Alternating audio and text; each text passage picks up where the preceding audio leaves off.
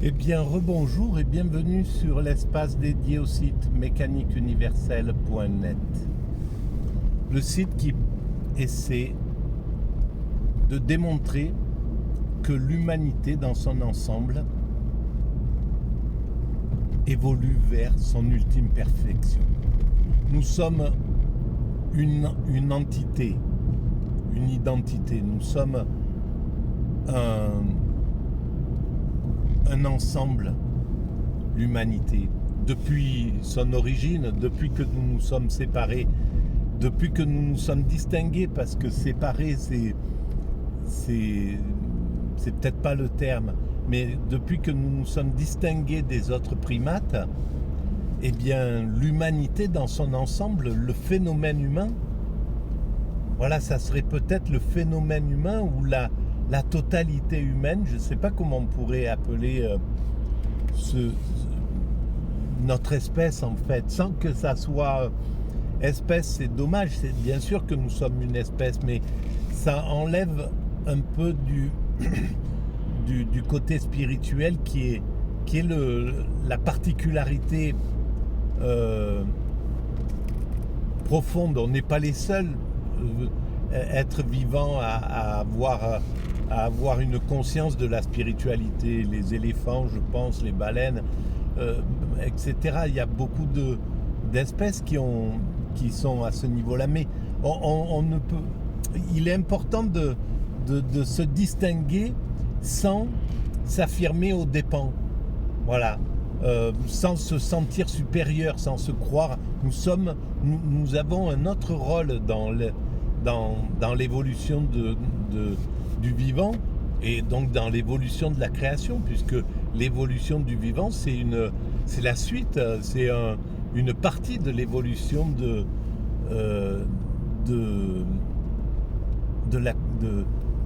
la création, de l'univers.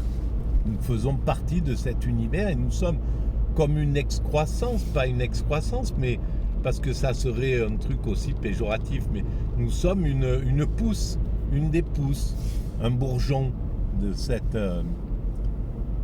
évolution. Et donc notre rôle, le rôle de l'humanité, c'est d'atteindre cette ultime perfection. Et pour ça, eh ben, malheureusement, on utilise comme moteur, et c'est le moteur lié à l'inconscience, on utilise comme moteur l'antagonisme, c'est-à-dire la compétition, le fait que les hommes entre eux sont en compétition et donc ça donne une énergie créatrice en somme. Ça fait partie d'une des énergies créatrices. Évidemment, il y a aussi l'énergie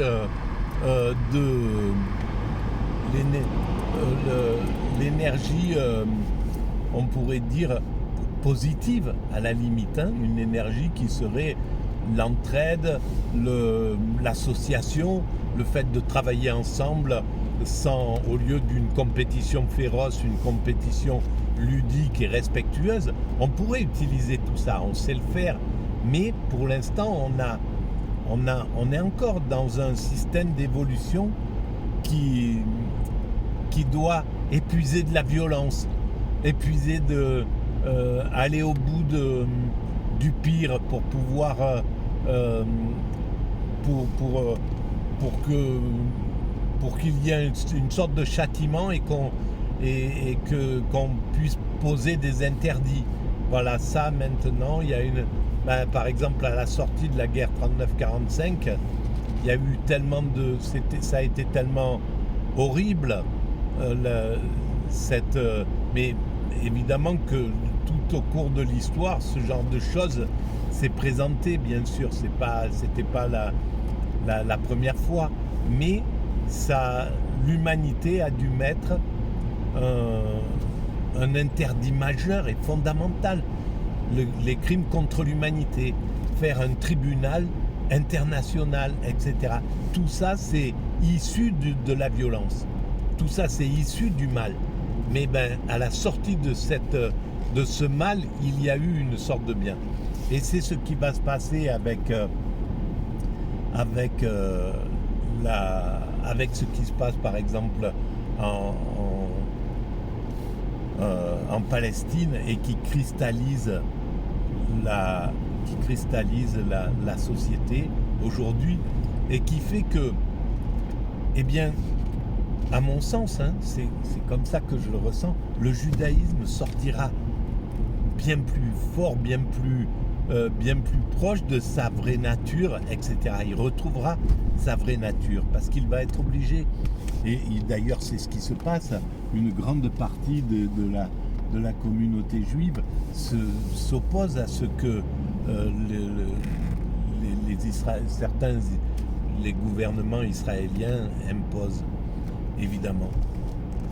Et donc, au fond, et à mon sens, par exemple, l'insistance et puis le fait qu'on ait laissé Israël, les gouvernements israéliens accéder à une sorte de toute-puissance où on n'ose pas lui dire, le critiquer, on n'ose pas, etc., etc. Il y a quelque chose, et on en connaît bien l'origine, qui est tout à fait logique, mais le fait d'avoir laissé monter Israël, donc le gouvernement israélien en toute puissance, fait qu'il est contraint d'aller vers cet abus. En réalité, c'est comme si des parents laxistes laissent un enfant monter en toute puissance, faire ce qu'il veut. Si on le laisse, il va devenir de plus en plus capricieux, il va faire régner la terreur dans le foyer, etc. Il y avait une émission qui s'appelait Super Nanny où on voyait ces enfants qui étaient en souffrance en réalité, qui étaient mince. Bon, c'est pas grave. Oui, voilà, ça y est. Donc, qui étaient en souffrance, et en fait, c'est les parents qui ne savaient pas, qui étaient démunis et qui ne savaient pas comment éduquer. Et donc, les responsabilités, évidemment, on peut les placer à droite, à gauche, mais en réalité, l'enfant n'est pas responsable de cela. Les parents, à la limite, pas plus, parce que ils ont eu une éducation, ils ont retransmis ce qu'ils ont vécu. Voilà, on peut pas inventer des choses. Si on a eu une éducation bien cadrée, avec des règles, avec voilà, c'est une chose. Mais si on n'a pas eu ce genre de choses, on ne peut pas l'inventer. Donc, si on réfléchit, s'il y avait vraiment une responsabilité à mettre, à mon sens, moi, je la mettrais plutôt au niveau de la société, qui ne protège pas ses enfants, qui ne soutient pas, qui ne joue pas son rôle, qui s'occupe du business, qui privilégie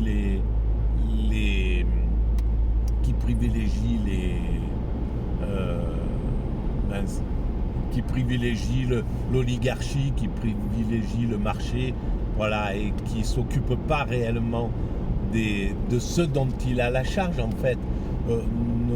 Les gouvernements dans un système démocratique sont là pour faire le bonheur du peuple. Donc ils devraient mettre l'accent pour vite détecter les familles qui sont en souffrance, qui n'ont pas les moyens d'éduquer correctement leurs enfants, etc., et de les aider. Voilà, alors ça c'est une autre partie, mais pour revenir à ce problème Israël-Palestine, eh bien, on a laissé donc les Israéliens monter dans cet état de toute puissance, et comme un enfant qui a atteint cet état de toute puissance et qui fait ce qu'il veut dans le foyer, eh ben, il pousse le père symbolique, le père et la mère symbolique que sont l'ONU. Israël est en train de les contraindre à prendre leur rôle, à devenir réellement le parent juste, un parent éthique, un parent qui sait, qui s'occupe correctement de tous ses enfants, qui est capable d'être juste avec chacun d'eux.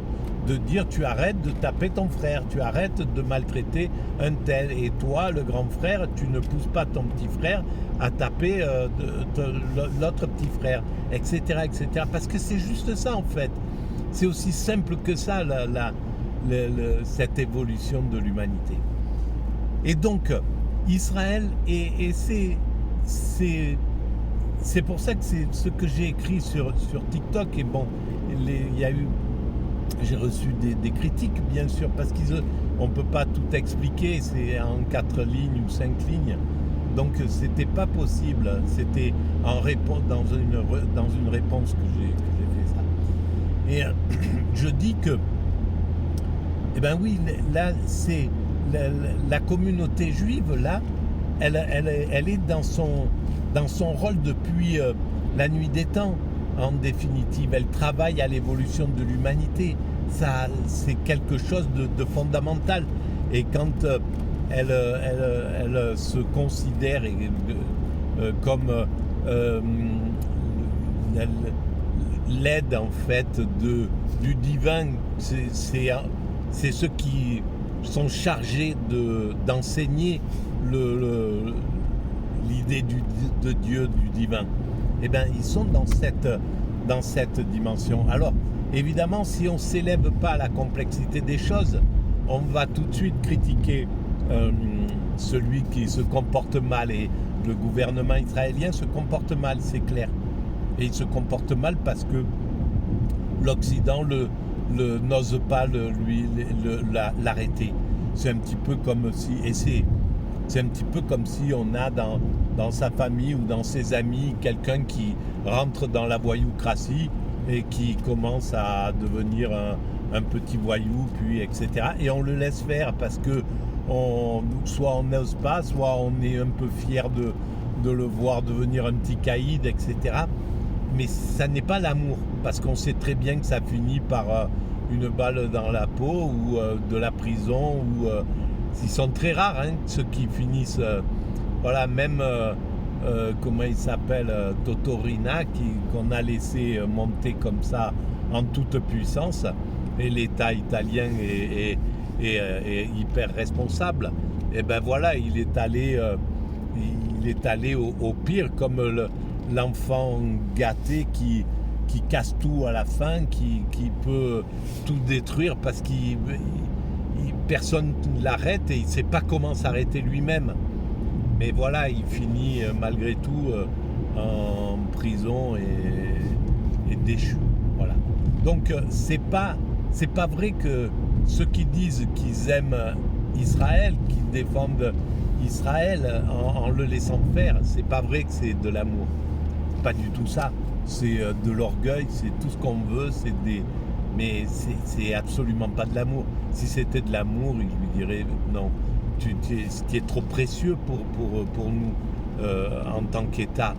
C'est important qu'il soit préservé, qu'il ne soit pas en danger, et que les gens qui y vivent ne soient pas obligés de devenir des guerriers, de faire d'un peuple spirituel un peuple de guerriers. C'est une absurdité.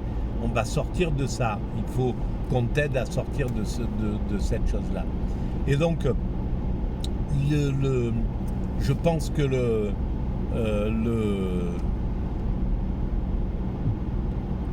judaïsme sortira grand et récupérera vraiment sa mission. Voilà mon point de vue sur ce